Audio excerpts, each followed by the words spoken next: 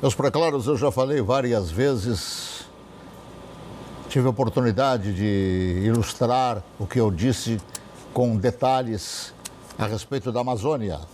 E apenas para não deixar cair, já falei muito sobre isso, divulguei muitos detalhes, apenas para não deixar cair no esquecimento, volto a dizer, sem me alastrar muito, o Brasil precisa ocupar a Amazônia. Precisa dispensar esses ativistas que andam por aí, prejudicando o desenvolvimento da nação, e o Brasil precisa ter um plano de ocupação da Amazônia. O Brasil precisa ocupar a Amazônia. Aquela região vai acabar como a Iugoslávia acabou. E hoje está aquela região toda lá fatiada, né? Bósnia, Croácia e tudo mais. Então, guardem isso aí. O Brasil precisa ocupar a Amazônia. E, meus preclaros, estou transmitindo para vocês uma foto que eu vi na coluna de Giro Político do jornal O Paraná. E a foto mostra o presidente do Legislativo acorrentado, né? O Alécio Spínola. Aí está ele, acorrentado. Confesso para os senhores que não achei a forma de protesto exagerada. Ok, já foi ilustrado, pode tirar. Não achei exagerado, pelo contrário, achei até uma atitude adequada, porque na altura dos acontecimentos, nós estamos sendo obrigados a apelar para qualquer tipo de instrumento que venha a motivar a população a se levantar contra esse absurdo que estão impingindo a nossa sociedade, que é o pedágio, mais uma praça de pedágio, principalmente entre Cascavel e Toledo. Eu acho que foi um argumento visual adequado na altura que nós estamos.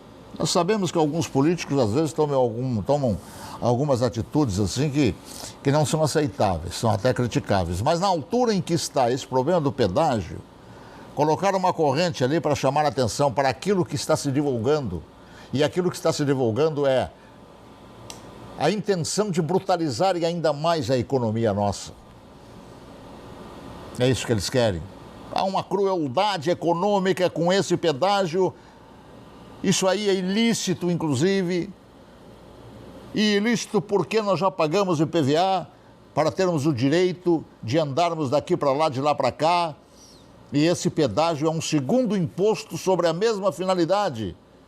E, embora a Constituição, hoje em dia, ninguém respeite mais, ela determina que não pode haver um imposto duplo, tributação dupla, em qualquer circunstância. Então, eu acho que o Alécio Spínola apelou bem. Nesse caso aqui, eu acho que apelou e apelou bem. Poderia, inclusive, Alécio, colocar até aquele nariz vermelho. Eu não coloco aqui porque não tem aqui, senão eu colocava também. Podia colocar também porque estão nos fazendo de palhaço. Além da corrente, podia colocar também o nariz. E veio um ministro aí. E o ministro, afinal de contas, não deu esperança nenhuma. E vão meter a mão no nosso bolso. E não é só no nosso bolso, é no nosso bolso já disse, vou repetir, no bolso da Dona Maria, seu Zé da Marmita, no bolso das empresas que têm transporte de mercadorias daqui para lá, de lá para cá. É preciso tomar uma posição contra essa vergonha, contra esta agressão. Estão nos massacrando com esse pedágio. Então vem bem o gesto da corrente, na minha modesta opinião. Se alguém pensa diferente, eu respeito alguém que pensa diferente. Mas diante de algo que está vindo contra nós para nos massacrar, eu acho que é aceitável e deveria também colocar o nariz de palhaço. Porque estão fazendo da nossa população aqui, estão nos fazendo de palhaço. Eu não boto o nariz aqui porque eu não tenho. Senão botava também. E o protesto é válido. Estão metendo a mão na nossa economia. Em todo mundo. Estão babando aqui, ó, pelos cantos da boca.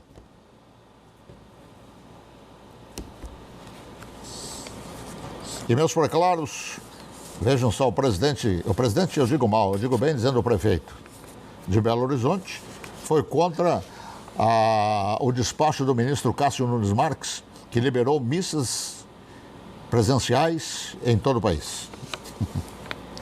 Quer dizer, aí o que disse o prefeito? O que vale é o decreto do prefeito. Então, o ministro do Supremo Tribunal Federal caneteia lá uma proibição, uma liberação, um habeas lá, e o prefeito diz que a lei dele é maior. E fincou pé naquilo ali. Veja que país é esse que nós estamos.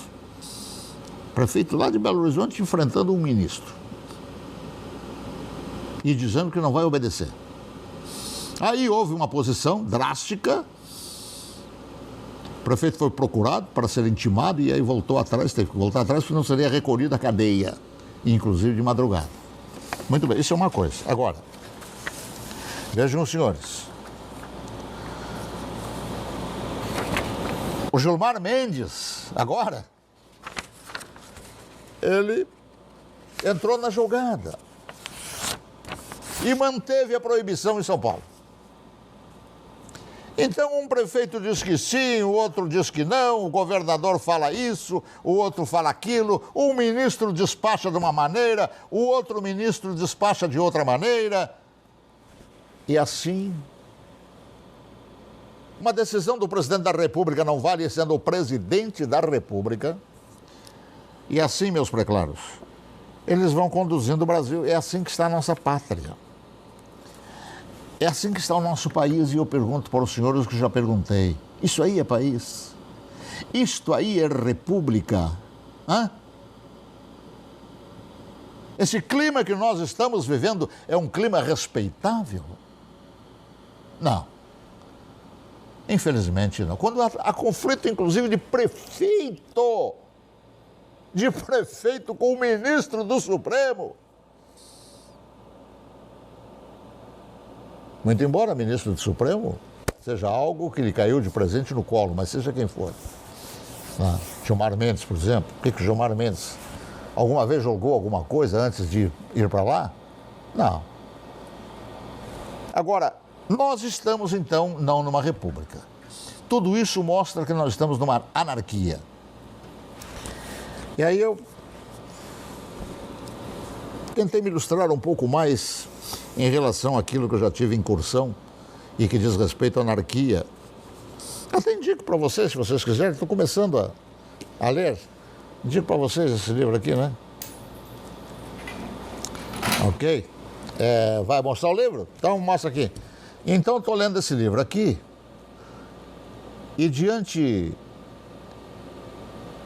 desses lances aí de prefeito, ministro, tal, eu só vou passar para vocês aqui um pedacinho da página 25.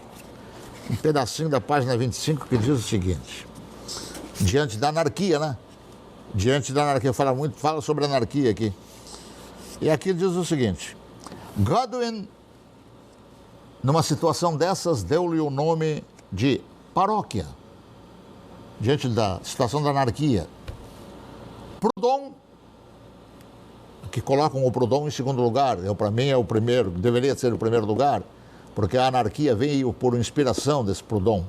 Mas, de qualquer maneira, eu vou ler o que está aqui. Godwin deu-lhe o nome de paróquia, situação de anarquia. Proudhon deu o nome de comuna. Os sindicalistas deram o nome de oficina. Se eu tivesse chance de ser perguntado, eu teria uma resposta para juntar a essas três respostas que aqui está. Eu, por exemplo, daria o nome de zona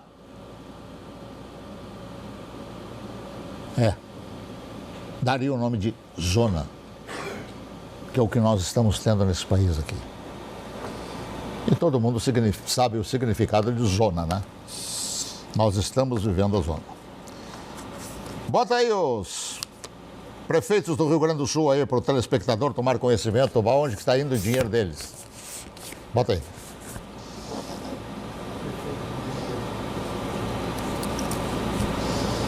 No auge da pandemia, prefeitos gaúchos decidem investir em carros de luxo de mais de R$170 mil. Em meio ao agravamento da pandemia aqui no estado, a superlotação nos hospitais e as dificuldades econômicas, prefeitos gaúchos decidiram investir em carros de luxo que chegam a custar mais de R$170 mil. Nos editais de compra, chama atenção também os itens obrigatórios que devem ter nos veículos, como banco de couro, na mesma cor do acabamento interno, faróis especiais e freio de estacionamento elétrico. Mas ontem, Carla, a Justiça concedeu uma liminar barrando uma compra que estava prevista para acontecer hoje, como mostra o repórter Giovanni Grisotti. É uma caminhonete SUV exatamente como essa que o prefeito de São Leopoldo, Ari Vanazzi, do Partido dos Trabalhadores, queria comprar. O edital estima o valor, R$172 mil, e ainda lista os acessórios obrigatórios que devem ter no veículo. Os bancos devem ser de couro e na mesma cor do acabamento interno. É preciso também freio de mão eletrônico, faróis especiais de xenon e até ar-condicionado com temperatura individual para o passageiro e o motorista. Um veículo top de linha. E certamente dinheiro do Covid, hein? Que foi para lá também, como foi para todos os estados brasileiros. Bilhões. Lá, por exemplo, desviaram o dinheiro, né? Para pagar folha de pagamento. Isso aí certamente vai ter que dar cadeia, né? Isso é evidente. E para encerrar, meus preclaros, é bom que se deixe registrado o que a imprensa não está falando. O senhor Agnaldo Timóteo, cantor nosso, apreciável, morreu, né? Todo mundo sabe, morreu semana passada.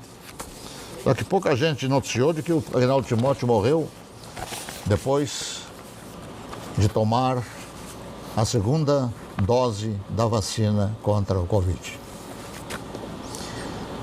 E o Madison Moraes me diz que não concorda com a ideia de zona e eu acho que ele tem razão, porque na zona há respeito. O sujeito apronta ali, o segurança dá uma bolachada, larga ele lá na rua. Tá certo, Moraes, tá certo. Bota a foto do dia para nós irmos embora aí, olha, desculpa, hein? Mas a foto do dia é essa aí, tá?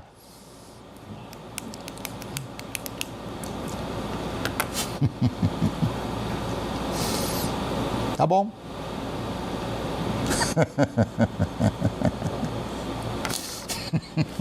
Estou posto, eles desejam uma boa noite.